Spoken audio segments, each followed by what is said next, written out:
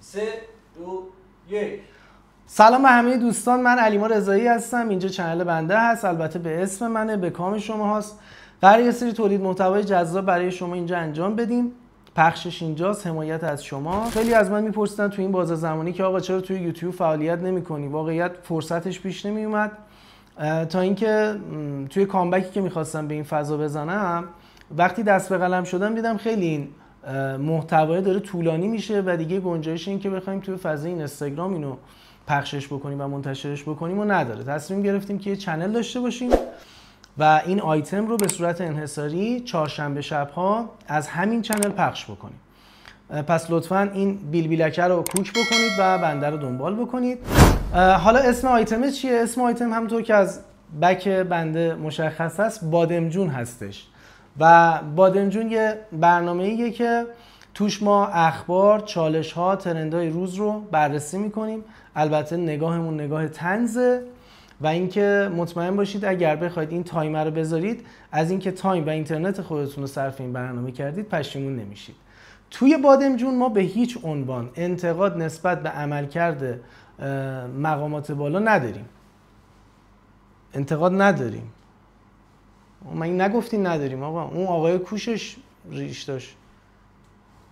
آقا صداش کنید بیاد. آقا برو اونو صداش کن. آقا ایشون گفت انتقاد نکنید دیگه. الان این داره میگه انتقاد نمی کنیم چون که همونطور که میبینید روی میز یک تلفن بنفش هست که هر موقع زنگ بخوره بنده باید جواب بدم و پاسخگو باشم.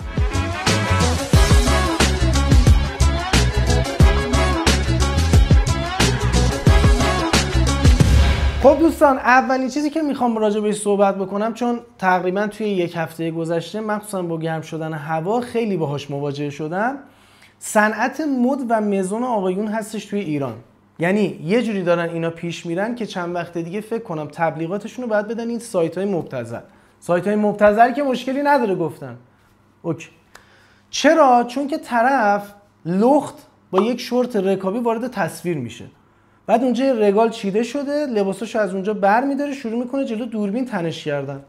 خب لام هستم اینو بیرون تنت کن، حتما نباید لختتو نشون بدی که عزیز من. اون لباس به اندازه کافی خودش جذاب هست، اون شلوار جذاب هست. حالا شد حتما شما نباید با شورت رکابی مشکی وارد قاب بشی و شروع کنی لباس پوشیدن. حالا اینا که خوبن. یه سری دیگه جدید اومدن با یه دست لباس کهنه و به درد نخور وارد قاب میشه، بعد نگاه میکنه تو دوربین شروع میکنه لخت شدن. این لخت شدنه چیه داستانه؟ چرا همه دوستان جلوی دوربین لخت بشن؟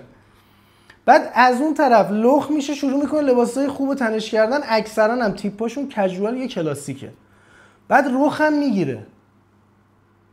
بابا دیگه لختت هم این چند دقیقه پیش ما دیدیم دیگه، نمیخواد دیگه رخ گرفتن دیگه چی عزیز من؟ حدس و گمانهای زیادی هست در حال حاضر راجع به اینکه آقا کمدین برتر سال 2025 کیه؟ نه فقط توی کشور خودمون، تو کل دنیا این قضیه وجود داره. ما خودمون یکی دو شب پیش که برای پیش تولید اومده بودیم، همه داشتن نظر میدادن، حتی امیر دهه 80 رفتش. امیر ای بابا ناراحت نشد که. خیلی حدس و گمان ها زیاده به نظر من. خب ایران هم به نوبه خودش پر از کمدین خفن و درجه یک و نامبر وانه واقعا، ولی خب من بهترین و خفن ترین کمدین سال رو اون پسری میبینم که توی اکیپ خودشون وقتی که یکی دو تا دختر حضور پیدا میکنن دیگه گوله نمک نیست، کوه نمک. بحث بین پسراست. میدونید چی میگم؟ بحث اینه که تقاضا زیاد میشه ولی عرضه کمه. رقابت اینجا شکل میگیره. یعنی هر کی بامزه تر باشه شانس بیشتری بر برنده شدن داره. واقعیت این میشه که پسرها با هم رقابت میکنن برای بامزه بودن. پس کمدین برتر سال کیه؟ اون کسی که توی اکیپ خودشون حرف اول و آخر رو میزنه وقتی که یکی دو تا جنس مخالف وارد اکیپ میشن.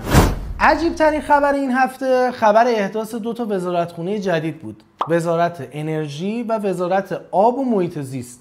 حالا خدا رو شکر آب رو جدا نکردن، محیط زیست هم جدا کنن.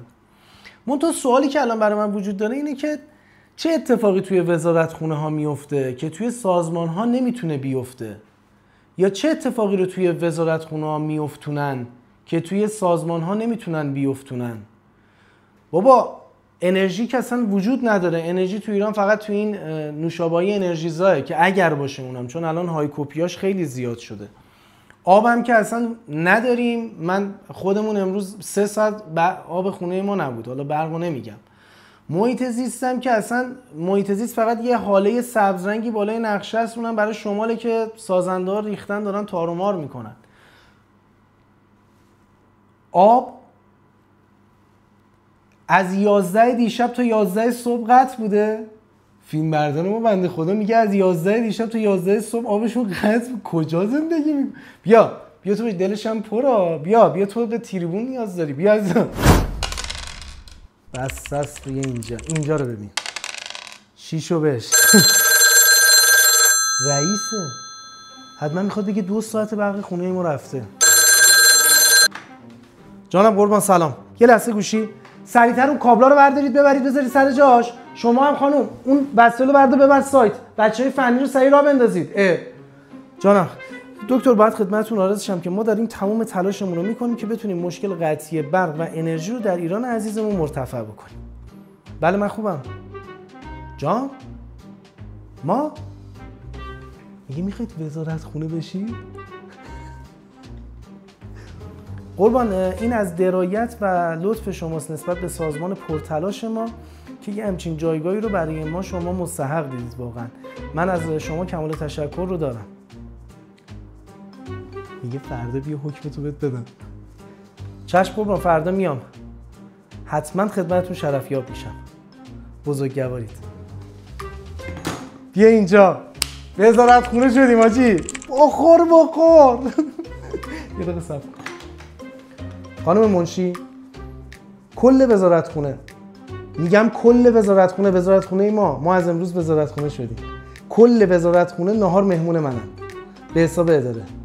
تنخواه مگه دستت نیست؟ برای همه غذا بگیر. امروز هم برقا به جای 2 ساعت 3 ساعت میره. همین که گفتم. راستی بگو بیان این بادمجونه رو بکنن موز بزنن. موز. واقعا هیچ جای دنیا ایران خودمون نمیشه. یعنی هیچ کشوری توی دنیا وجود نداره که دولتش به خاطر اینکه یه بازه زمانی درگیر جنگ یا شرایط اقتصادی باشه کشورش بیاد یه تعطیلی بده یا حالی بده و خودش هم بیاد سخنگوی دولت بیاد اعلام کنه که آقا برید شما. بعد یه نفر هست داره باش مصاحبه میکنه میگه بابا وضعیت مردم میذاره سخته. میگه نه عید امسالم که اینقدر وضعیت سخت بود همه رفتن مسافرت. ببین حواس دولت به همه چی هستا. یعنی میدونه تو رفتی شمال ریخت و پاچ کردی شیطون. نمیگه برود نمیاره ولی میدونه. الانم میگه برو اشغال کن. عید رفتی الانم میتونی بری. بخوای میتونی بری. ما تعطیل کردیم. دیگه انتخاب با خودت. بعد میگه ما خودمونم میدونیم وضعیت چجوریه. ما خودمون میگیم مردم تاباوری باید ببرن بالا، تاباوریشون رو ببرن بالا. درسته تاباوریشون رو ببرن بالا. ما خودمونم باید تاباوریمون رو ببریم بالا. ولی این هفته همه شمال میشینیم. حالا خواستید بیاید. حالا پیرو این داستانایی که اتفاق افتاده قرار شده که هفته بعد رو مثل که تعطیل کنن کلا. مردم برن دنبال اشغال، یعنی ببندن. چون راهکارهای اصلا دولت آقای پزشکیان خیلی عجیب غریبه. یعنی مثلا میگه آقا راه حل این موضوع اینه که یه هفته ببندیم بریم خونه‌هامون.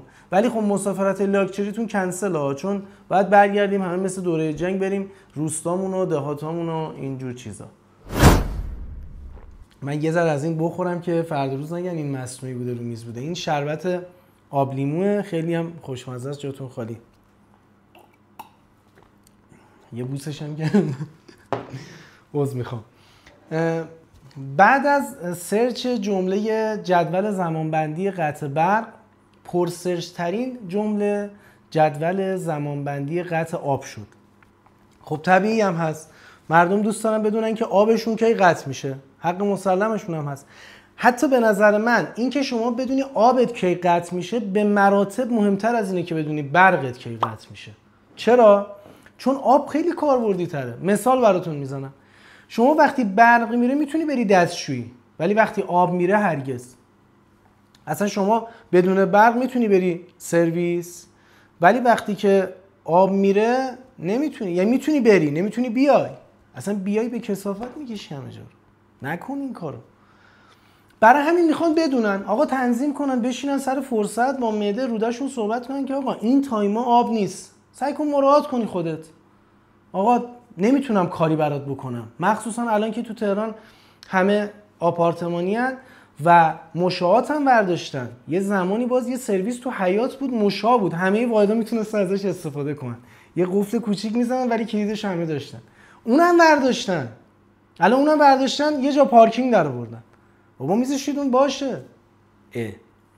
بعد حالا میدونید چی ذهن من رو درگیر کرده؟ این که برق تولید میشه، حالا امکان داره با کابل که میکشن کابل سوراخ باشه، یه ذره برق بریزه بیرون، بگن آقا برق نیست، قطع شده. یا مثلا گاز تولید میشه، امکان داره لوله کشی کردن، یه جا نشی لوله بوده، گاز ریخته بیرون، یا اصلا لوله رو اشتباهی کشیدن یه بار دیگه از مرز افتاده بیرون. حالا کاری به این چیزا نداریم. یه جای کار سوراخ بوده، سوراخ آب کجاست؟ آب که اصلا سوراخ نداره، آب از آسمون میاد دیگه. حالا آبای زیرزمینی که دیگه تموم شده، سوراخ آب کجاست؟ سوراخ آب که دیگه چیز بدی نیست که، تقصیر کسی نیست که. جانم قاتل داره آب؟ قاتلش کیه؟ کولر آبی 700 لیتر آب مصرف میکنه؟ نه تعجب نداره، راست میگید. بله آخه قیافه کولر آبی بالا پشتمون جوری نیست که 700 لیتر آب بخوری. کسی که آب میخوره انقدر رنگ روش نمیره. بله حق به شماست، اگر شما میگید که درسته. مدیر کنترل وضعیت آب و هوای استان تهران خیلی جالب اومده راجع به ریزگردها صحبت کرده. ایشون گفته که مردم باید به ریزگردها عادت کنن، از این به بعد داریمشون همیشه و دیگه همینی که هست، هر کس نمیخواد بره. اینو نگفته ولی گفته همینی که هست، دیگه عادت کنید دیگه. خب دوستان، رسیدیم به پایان قسمت اول برنامه بادمجون. امیدوارم که از دیدن و تماشاش لذت برده باشید. آخر هر قسمت ما یک بادمجون داریم که بهش میگیم بادمجون هفته، تقدیمش میکنیم به یک وری و یه دونه بیشتر نیست. این هفته اول بوده، نمیدونستیم که بدیمش به اداره گاز یا اداره آب. اداره برق چی پس؟ اداره گاز اصلا چی میگه این اصلا؟ بابا اداره گاز یه گوشه نشسته داره ماستشو میخوره، ما چیکارش داریم؟ باز میخوام نزدیک بود که بادمجون الکی بفرستیم براشون. دو به شک بودیم که بدیم به برق یا بدیم به آب، ولی پیشنهاد خودم اینه که چون آب خیلی بیشتر آدم‌ها رو اذیت میکنه، برق فقط گرماه، آب ولی واقعا زندگی، آب مایه حیاته. بادمجون این هفته رو تقدیم میکنیم به اداره آب با نهایت احترام و یه سری مخلفات دیگه. خیلی ممنونم تا اینجا همراهیمون کردید. اگر واقعا از قسمت اول خوشتون اومد، اگر لطف کنید ما رو دنبال بکنید، خوشحال میشیم. و اینکه در نهایت باید بهتون بگم که هر چیزی که میبینیم توی این فضای مجازیه. مراقب آدمای واقعی زندگیتون باشید. مجازی ها رو نه شخصیت، نه تیپ و نه سبک زندگیشون رو باور نکنید. اونا مجازی هن. قدر داشته ها تو بدون. جیگرتو بغضی شده مثلا. بیار